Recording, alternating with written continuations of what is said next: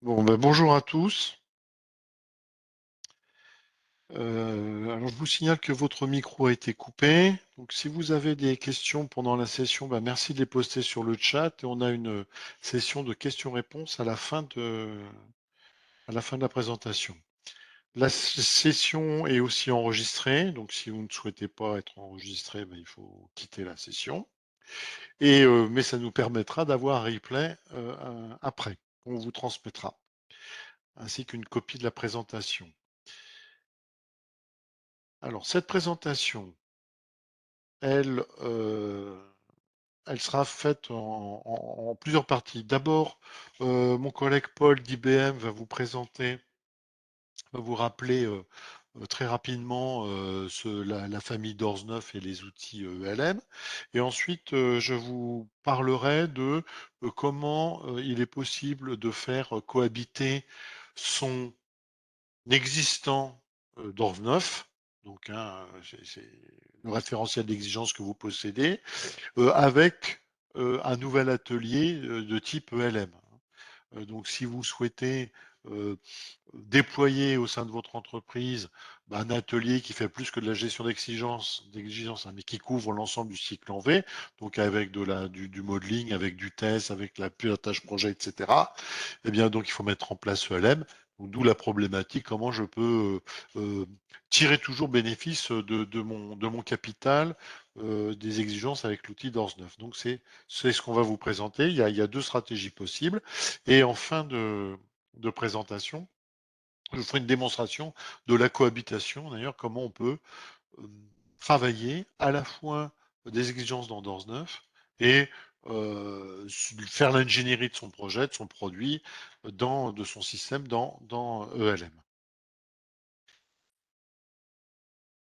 D'abord, un mot sur Persistent. Pourquoi on fait ce séminaire? Eh bien, Persistent, c'est un intégrateur avec 18 500 personnes. Vous voyez, une forte croissance. On intervient surtout sur les parties IT. Et pour certains grands comptes, on fait aussi de la revente de produits et de l'accompagnement. C'est le cas avec IBM et la solution ELM. On est partenaire Platinum de la solution ELM. Ça veut dire que autour de la solution ELM, qu'est-ce qu'on offre comme service? Eh bien, de l'aide au déploiement, de la formation, du consulting, du développement d'extensions, etc. Enfin, tout ce qui fait que on s'occupe de l'écosystème autour de l'ELM, ce qui fait que le déploiement de l'ELM chez vous sera un succès. Alors, Paul, je te passe la main donc pour nous faire un rappel sur les outils DORS 9 et l'atelier ELM. Oui, merci Philippe. Bonjour tout le monde. Paul Gian, avant-vente ELM IBM. Et avant que Philippe vous présente les différentes stratégies de migration, un sujet du jour, quelques slides de présentation d'IBM Engineering Lifecycle Management, qu'on va appeler ELM ici, et puis des améliorations DORS the Next versus DORS. Alors, ELM, c'est un ensemble d'applications correspondant à différents ateliers d'ingénierie. D'abord, l'atelier Requirement Management avec deux applications. L'atelier Analysis Design, l'atelier Test pour la validation des solutions, l'atelier Suivi des tâches et des modifications, et tout ce qui est nécessaire pour la création de la documentation, des rapports, des diagrammes, etc. Tous ces ateliers s'appuient sur une plateforme commune, la plateforme JAS, avec une base de données et des services. Les services étant la gestion des projets, la gestion des équipes projets, les rôles et accès des équipes projets, la traçabilité, la gestion de configuration, l'administration et le stockage. ELM, c'est une suite d'applications développées suivant les spécifications OSLC, OSLC étant un standard, mais tout à l'heure Philippe vous en parlera plus précisément. Oui. Alors, donc cette suite, puisqu'elle est développée suivant les spécifications OSLC, Elle autorise la continuité numérique avec des applications tierces, exemple avec Jira et autres applications comme le PLM, par l'intermédiaire d'adaptateurs spécifiques. Une petite explication sur les couleurs que vous voyez sur l'écran. En bleu, les applications disponibles uniquement en on-premise, et en jaune, les applications disponibles en on-premise et en SaaS. Est-ce que tu peux passer au slide suivant, Philippe? Merci. Alors, dans la suite ELM, deux applications pour l'atelier de gestion des exigences. Tout d'abord, Doors 9, application historique toujours très utilisée chez nos clients, conçue pour des environnements complexes et très réglementés, et puis une roadmap et des améliorations qui sont toujours prévues. Et Doors Next, qu'on va appeler DNG, qui hérite de ce que je viens de dire pour Doors 9, et tenant compte des demandes et expériences des utilisateurs, DNG a été conçu pour gérer plus efficacement les exigences. C'est une application web avec une interface utilisateur et des fonctionnalités intuitives, complètement intégrée dans la gestion de configuration avec les autres disciplines d'ingénierie. Alors, pour information intéressante, les licences DORS peuvent être échangées pour des licences DNG, ce qui peut aider pour la migration. Est-ce que tu peux passer au slide suivant, Philippe? Alors, DORS 9. DORS 9 que vous connaissez peut-être, une interface historique, application toujours supportée, donc comme je l'ai dit tout à l'heure, avec une roadmap et des améliorations programmées. Slide suivant, Philippe. Merci. Et DNG avec une interface utilisateur complètement revue, des accès au menu simplifiés et un design web plus moderne. Donc, c'est des fonctionnalités en natif, plus intuitives, rendant la gestion des exigences plus aisée. DNG, c'est une technologie web, comme je l'ai déjà dit, facilitant la manipulation des données. C'est tout d'abord une meilleure gestion des exigences, en particulier avec l'utilisation de vues. C'est avoir des vues des différents liens de traçabilité et d'impact entre les exigences et les autres activités métiers. C'est aussi l'intégration du suivi des modifications et c'est aussi la possibilité de créer des versions. Slide suivant, Philippe. Donc, je reviens sur la traçabilité. Avec DNG, c'est de la traçabilité de bout en bout. Vous pouvez visualiser en natif tous les liens entre tous les ateliers ELM, exigences, modélisation, tests, modifications, comme dans l'exemple présenté ici. Alors, des liens de traçabilité ou d'impact sont essentiels en cas de modification ou par exemple en cas d'audit. Slide suivant, Philippe. Merci. Autre nouveauté et amélioration avec DNG, et pas des moindres, c'est par rapport à Doors 9, enfin, pas des moindres par rapport à Doors 9, c'est la gestion de configuration. Sur l'exemple du haut, Doors 9, c'est une seule version active, pas de version parallèle. Sur l'exemple du bas, DNG, avec la gestion de configuration, vous pouvez tout d'abord mettre en œuvre de la stratégie de réutilisation de l'existant pour des gains de productivité. Vous pouvez créer des variantes et des versions de produits, partir d'une baseline ou d'une plateforme commune pour la décliner en plusieurs autres variantes. Supporter autant de travaux parallèles que nécessaire. Et enfin, réaliser une ou des modifications dans une variante, puis les appliquer en totalité ou partiellement dans d'autres variantes. Voilà, je n'irai pas plus loin donc dans la présentation de LM. Je suis à votre disposition pour vous présenter toutes ces améliorations DNG à votre demande. Je vais laisser maintenant Philippe poursuivre et vous présenter les différentes stratégies d'immigration. Merci Paul. Donc vous avez compris hein, l'intérêt de déployer un atelier type ELM hein, par rapport à une solution d'Ors 9 qui est seule, qui se réduit à la juste gestion des exigences. Donc la problématique vient, j'ai un passif, j'ai un capital d'Ors 9 en termes de gestion d'exigences. Je veux déployer ELM pour faire de l'ingénierie numérique totalement intégrée, traçabilité, etc., comme on a vu. Donc, comment je peux faire pour ne pas tout perdre? Alors, il y a 2 stratégies qui sont, possibles, 2 options possibles. La première option, c'est, la migration des données. Donc vous allez, prendre les données du référentiel DORS 9 et vous allez les transférer, vers ELM. Dans le cas de la migration, il y a une capacité native, déjà disponible dans les outils, hein, qui s'appelle le format REKIF, hein, c'est la technique standard. Donc où vous exportez, votre référentiel DORS 9, des modules, les modules d'exigence au format REKIF et que vous importez à l'intérieur de DORS Next. En on cette capacité native, on présente quelques limitations dont on parlera tout à l'heure, ce qui fait que nous, Persistent, on a développé, une boîte à outils qui vient, améliorer cet échange, donc pour avoir une migration de données plus automatisée et de meilleure qualité à la fin dans ce qu'on récupère dans DORSNext. Voilà. Alors, bénéfice de cette option-là, d'utiliser la migration des données, eh ben, c'est une fois que la migration est faite, hein. D'ailleurs, elle peut être faite à votre rythme, hein. Je prends un projet, deux projets, je prends les projets les uns après les autres, selon les priorités de mon entreprise.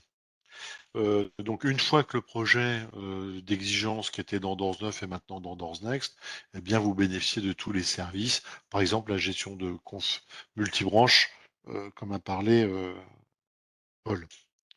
L'autre option, bah, c'est la coexistence des référentiels. Alors elle est assez intéressante cette option-là.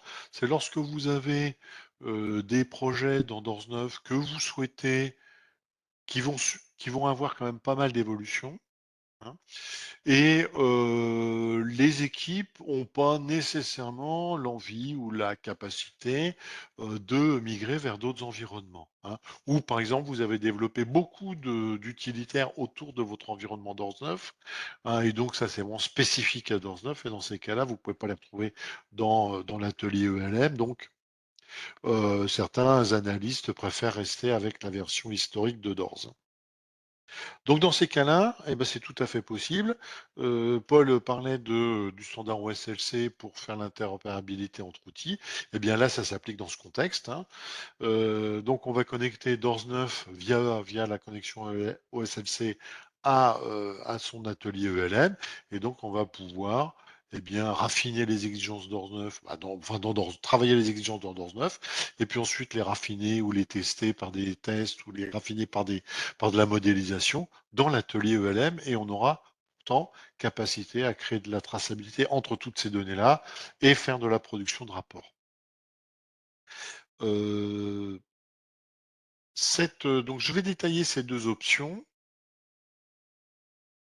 voilà, et je vous démontrerai la partie coexistence. Alors l'option stratégie de migration des données.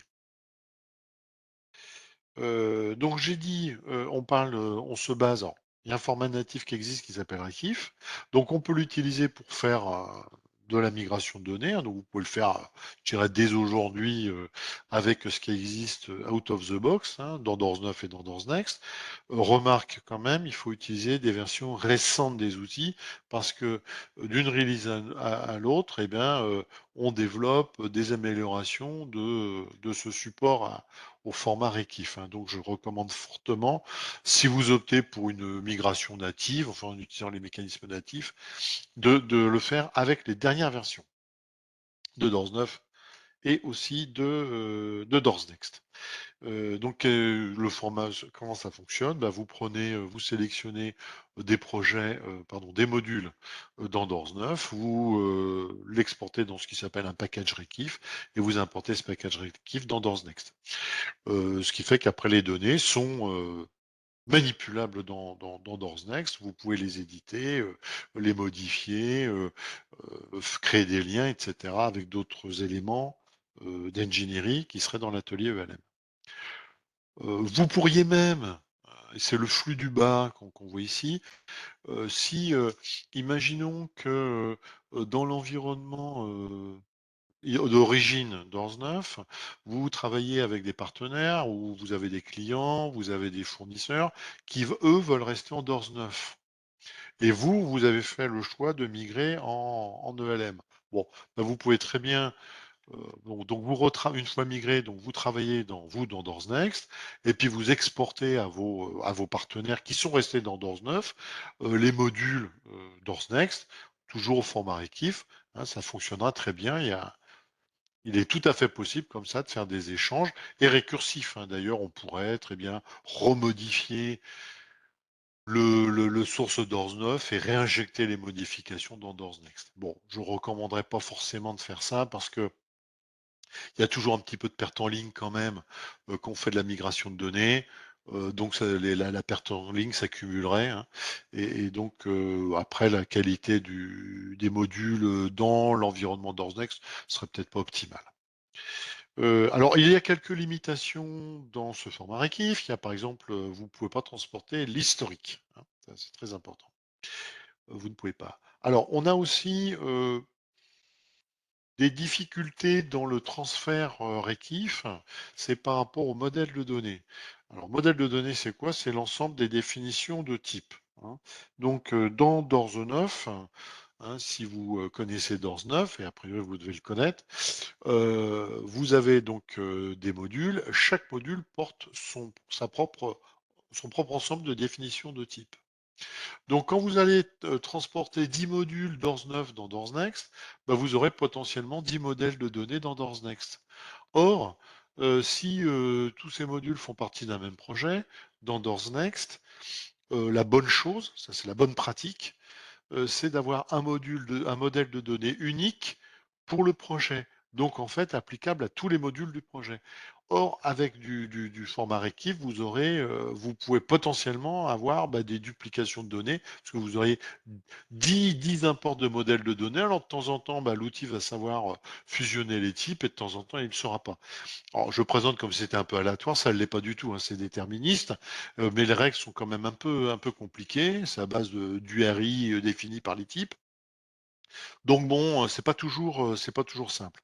Alors, il y a un format qui a été ajouté par IBM qui s'appelle MIGIS et qui est un surensemble de Rekif et qui atténue, je dirais, les problèmes de duplication de données et en particulier, il y a un typage automatique des objets, hein. Rappelez-vous que dans Doors 9, les objets d'un module ne sont pas typés, en fait. C'est vous-même qui rajoutez un attribut qui s'appelle object type, requirement type. C'est vraiment très très fréquent de voir ce type de nom, object type, où vous dites c'est une requirement, c'est une information, c'est etc., c'est du texte. Eh bien, en revanche, dans Doors Next, bonne pratique là aussi, il est tout objet est typé. Donc, ce typage, comment trouver le bon type lors de la migration? Avec Rekif, c'est pas possible. Avec Migis, il y a une solution. Voilà. Donc, j'ai dit qu'il y avait quelques limitations embêtantes avec Rekif ou Migis quand même. C'est cette histoire de duplication de type. Et puis, il n'y a pas que ça.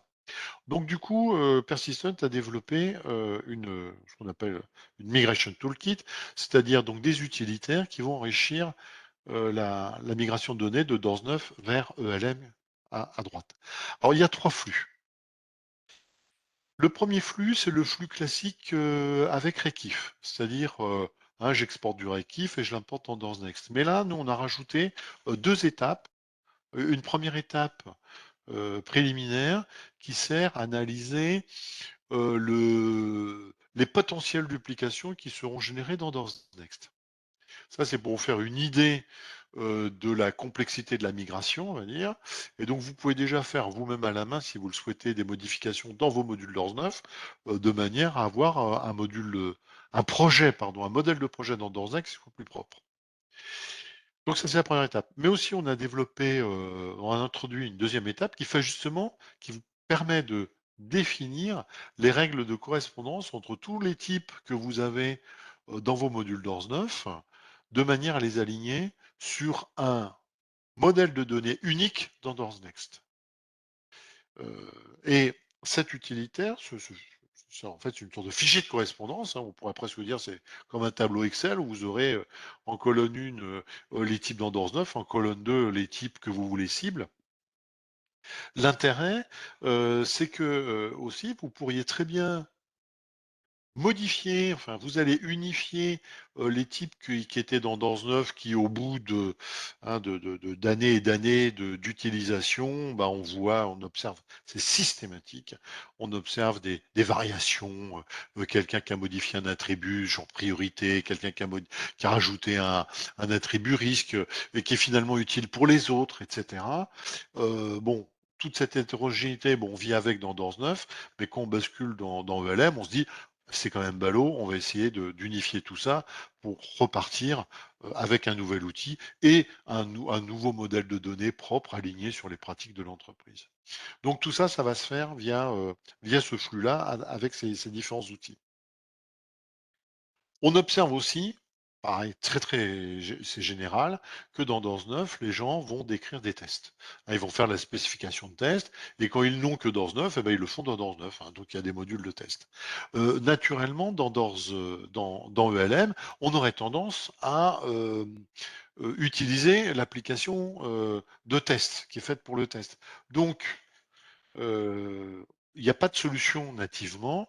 Donc nous, on a développé un utilitaire qui permet d'analyser les modules de test d'ordre neuf et de recréer les specs de test hein, sous forme de plan de test, de test case, de test script dans l'application ETM de LM.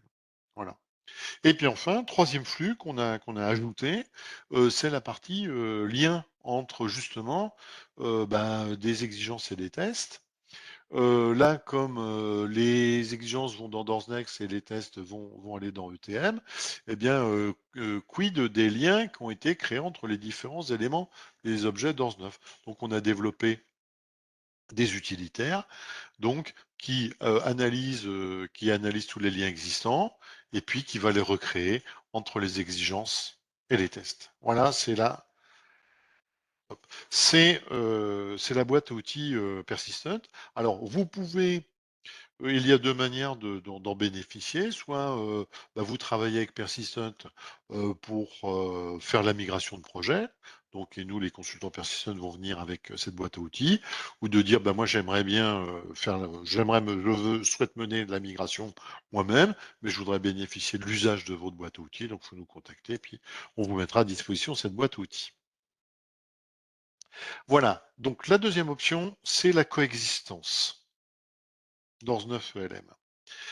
Alors, comme il a été dit tout à l'heure par Paul, il y a un standard, enfin plutôt un ensemble de standards qui s'appelle OSLC pour Open Services for Lifecycle Collaboration.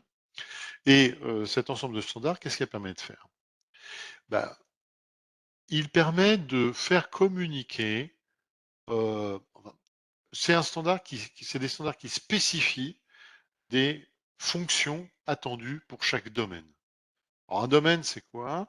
C'est OSLC. Alors, c'est le consortium Oasis qui a développé OSLC. Donc, le consortium Oasis a découpé, je dirais, le monde en domaines. Donc, il y a le domaine du modeling, MBSE. Il y a le domaine des tests. Il y a le domaine des exigences, etc. Il y a d'autres domaines aussi. Il y a le domaine du logiciel, de la gestion des changements, du reporting, de la gestion de configuration. Et donc pour chaque domaine, vous avez un ensemble une API hein, basée web, c'est des services web, une API qui est définie. Et donc quand on dit je suis compatible au SLC, ça veut dire que j'implémente ou dans mon outil, j'expose ces services-là. Hein, je les ai implémentés, donc ils sont utilisables de l'extérieur. Et puis donc ça c'est au niveau producteur et consommateur aussi, je peux me développer donc des services internes dans mon logiciel qui permettent d'exploiter les API qui sont proposés dans les autres domaines. Donc on l'a fait dans ELM, on le verra la diapo suivante, mais on l'a aussi fait avec DORS 9. Donc hein, c'est le moyen pour nous d'intégrer maintenant DORS 9 dans des environnements modernes, web, basés OSLC.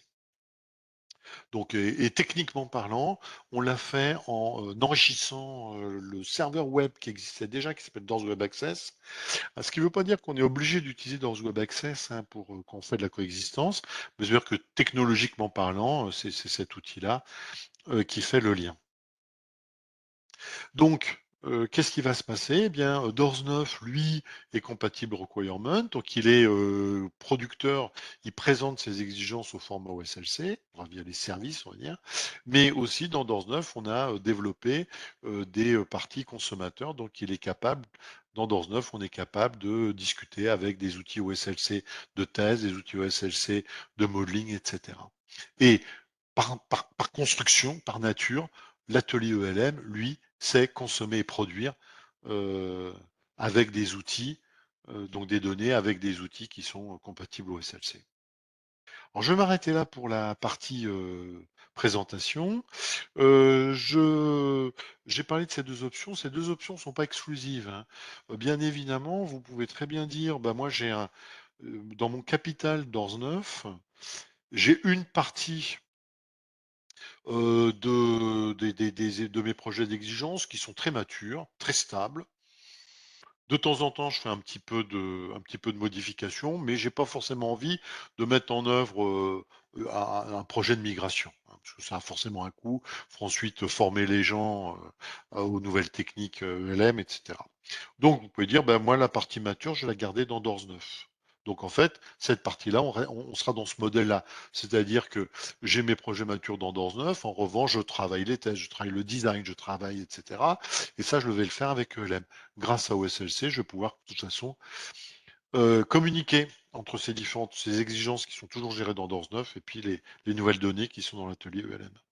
Et puis, il y a une autre partie de mon capital Doors 9 qui, lui, est amené à beaucoup changer. Donc là, je vais faire de la migration, hein, parce que c'est quand même plus intéressant d'utiliser Doors Next que Doors 9, parce que je bénéficie nativement hein, d'une IHM beaucoup plus ergonomique, de fonctionnalités plus avancées. Donc je migrerai mes projets qui ont vocation à être à évoluer dans l'atelier ELM. Voilà. Et donc je pourrai avoir cette approche hybride. Allez, je vous propose de passer à la démonstration. Alors, je vais stopper ce partage.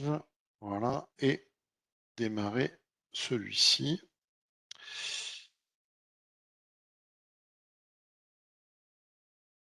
Voilà.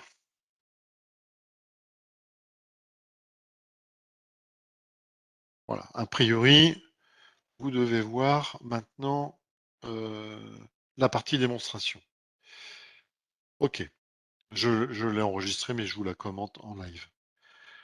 Donc là, c'est la partie coexistence entre Doors 9 et l'atelier ELM. Donc je vais démarrer avec deux Doors 9, hein. Donc là, imaginons, je suis un équipementier automobile, je développe un- un système pour l'automobile, j'ai des exigences par niveau, hein, c'est assez classique, donc des stakeholder requirements, des marketing requirements, et puis jusqu'au des system requirements.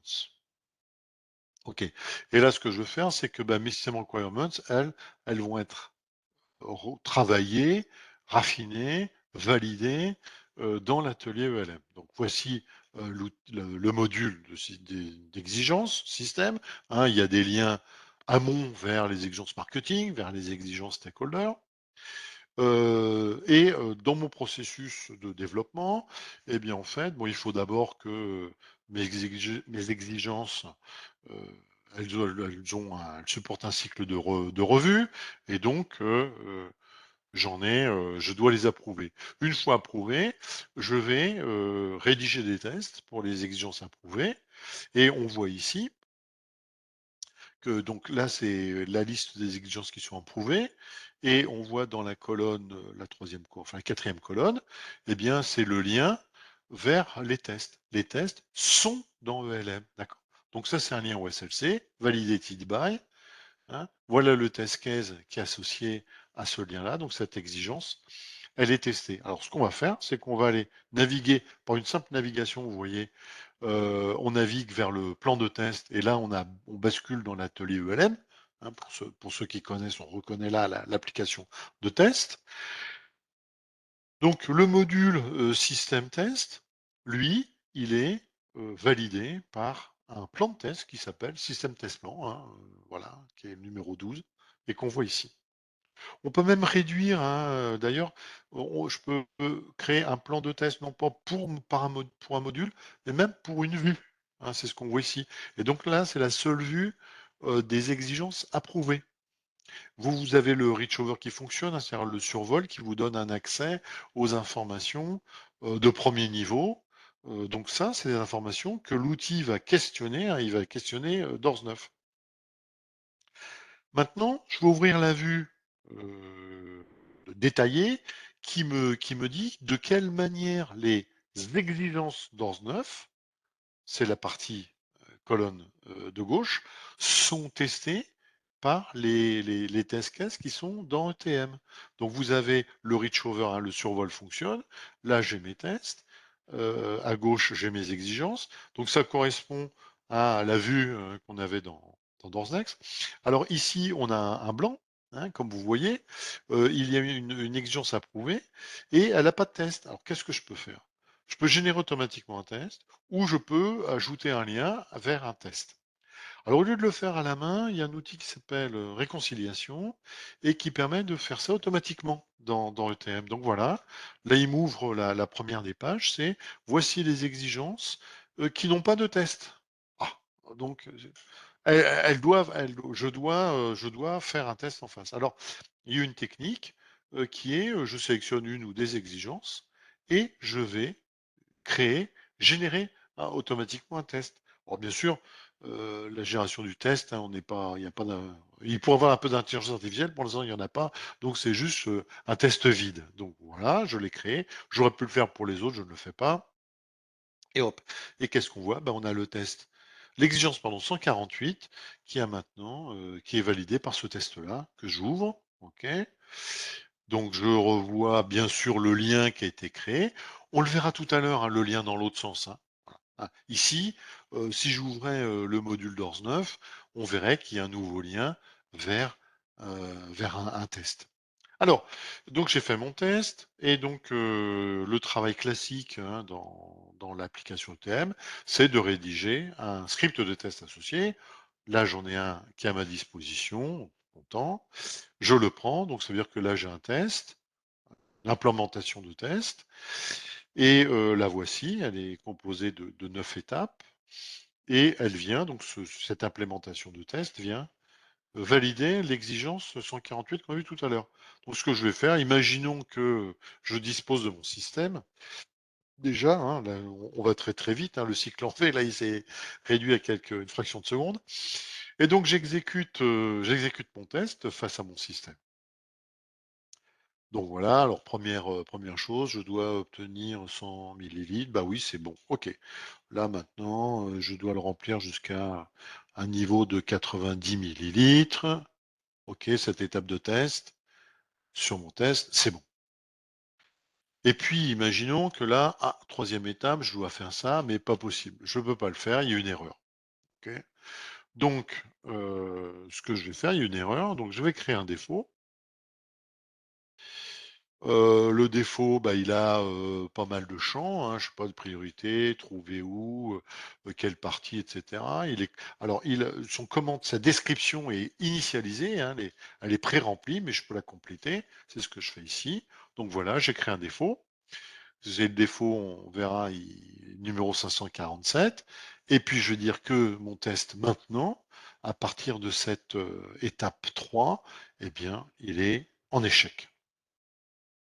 Donc, on a le résultat du test. Pour le plan de test, système test plan, pour le cas de test 203, j'ai un défaut qui a été créé, hein, qui est celui-ci. OK? Alors, ce défaut a été créé dans l'environnement, dans l'atelier ELM. Donc, je le verrai tout à l'heure.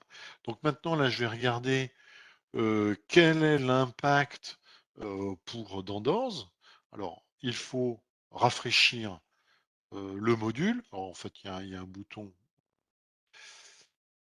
Ah oui, se poser la question, c'était l'exigence qui s'appelle 148, si ma mémoire est bonne. Voilà, ok.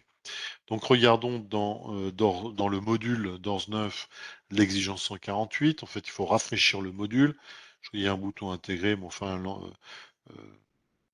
Ouvert, fermé, ça fonctionne. Donc, je me remets en vue approuvée et je regarde le 148. Et tout à l'heure, la 148, la colonne était vide, si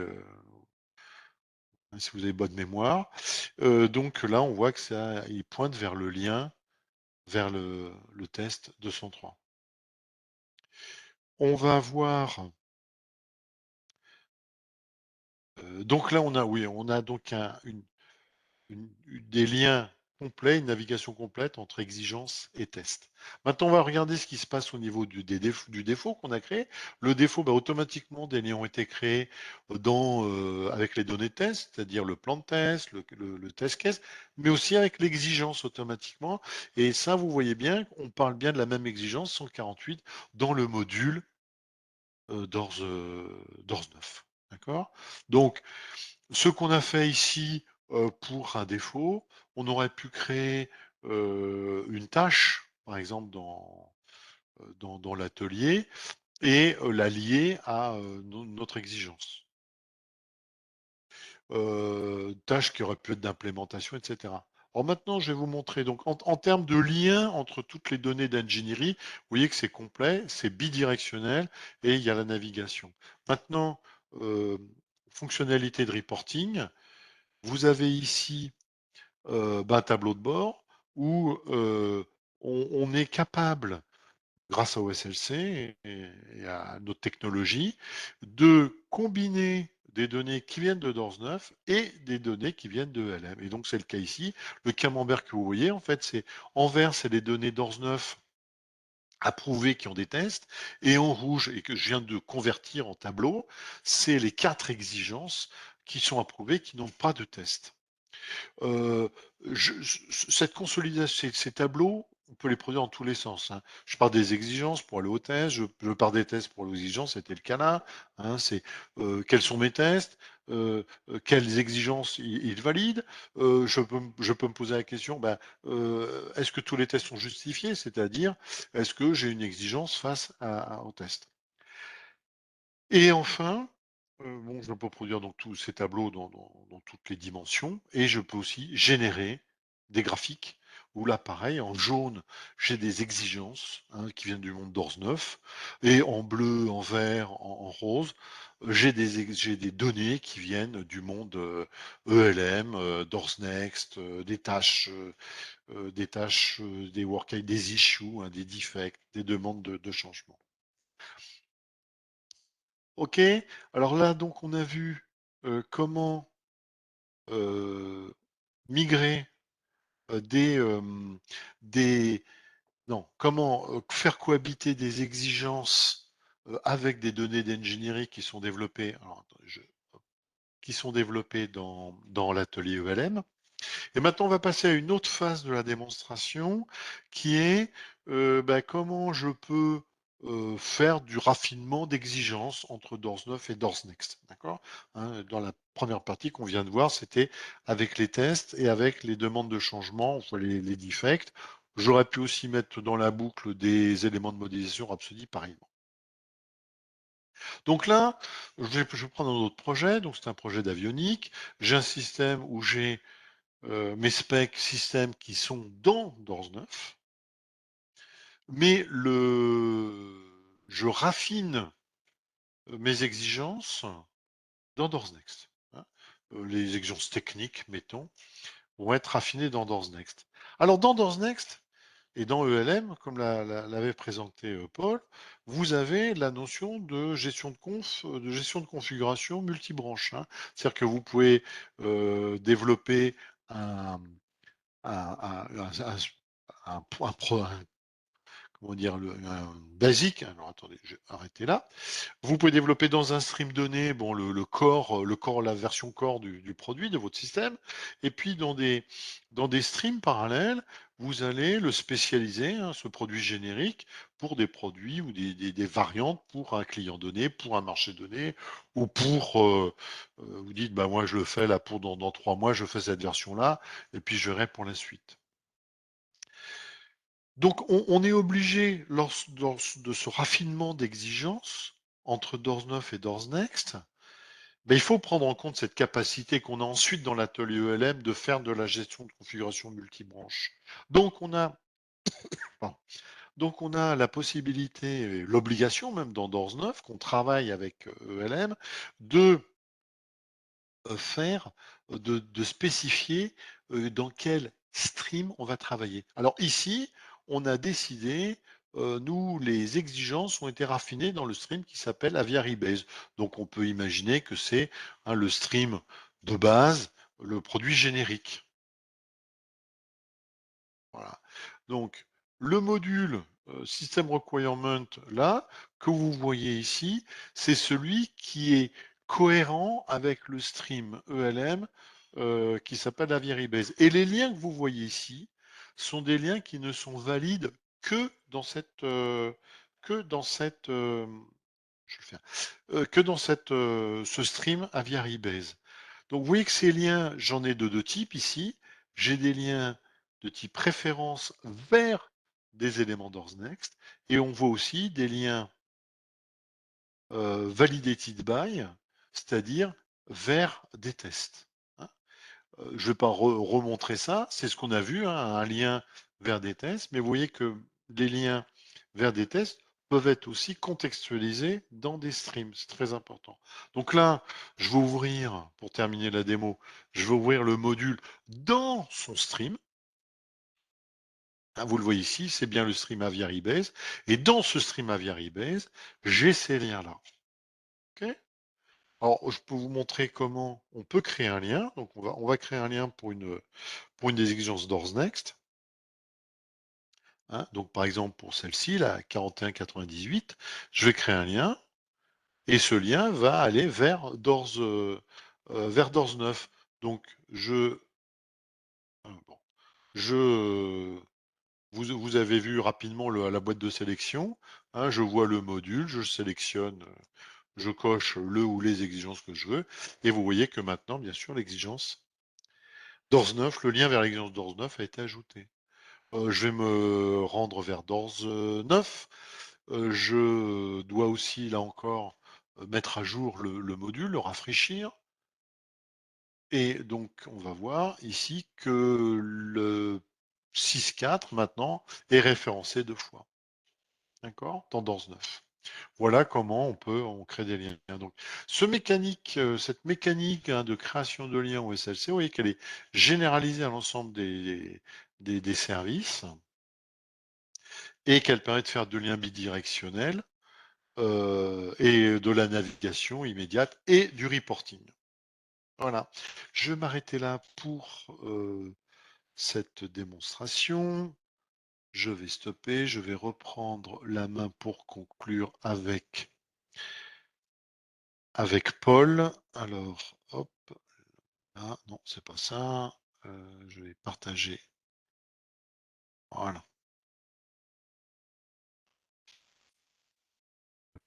c'est pas ça. Laissez-moi.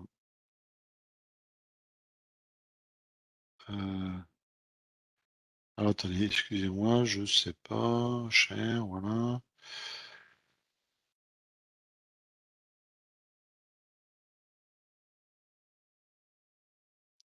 Alors,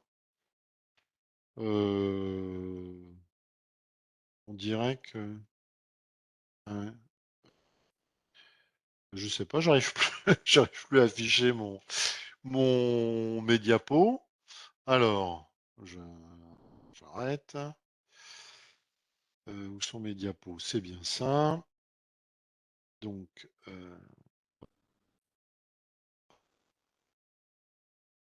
voilà, parfait. OK. Euh, voilà. Alors, est-ce que vous avez des questions?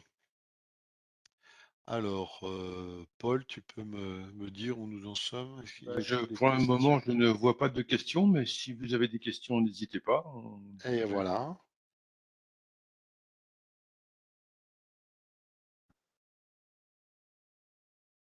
OK. Donc, juste Philippe, tu peux peut-être, Vas-y. il restait pas un slide sur éventuellement la Si, possibilité de, voilà, ouais. On peut conclure là-dessus. Ah oui, on a dépassé le temps. Oui. Le webinaire a été enregistré, donc on vous retransmettra le lien du replay, la présentation. Euh, si vous êtes intéressé pour redémarrer des expérimentations dans l'atelier ELM, bah, vous pouvez aller vous créer un compte sur jazz.net et ensuite vous créer un projet ELM. Là, c'est hors d'Ors 9, hein. Il n'y a pas de d'Ors 9 sur jazz.net, mais là, c'est pour faire des expériences avec le nouvel atelier. Sinon, nous pouvons dérouler, hein, donc IBM Persistent, ce qui s'appelle des sessions Proof of Technology. C'est une demi-journée à une journée, c'est en accès libre, jusqu'à 10 participants, à distance ou sur site. Et vous avez des exercices guidés. Et il y a un TP particulier sur la coexistence d'ORS ELM. Et vous avez là nos contacts individuels si vous voulez avoir plus d'informations sur cette solution où c'est pratique de pouvoir faire cohabiter DORS 9 et DORS 10, cohabiter ou migrer les données. Voilà. Alors si on n'a pas de questions, je vous propose de s'arrêter là.